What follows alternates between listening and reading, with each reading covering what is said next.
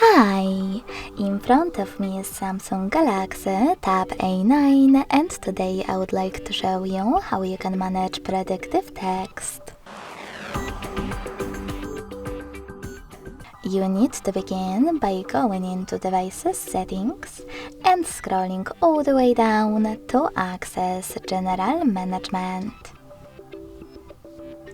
Now click on Samsung Keyboard Settings and tap on the blue sweater next to Predictive Text. As you can see, after that my sweater turned gray. That means that Predictive Text is disabled, but you can always enable it by hitting the same sweater again. Thanks so much for watching. If you enjoyed this video, leave a like, comment and subscribe. Bye!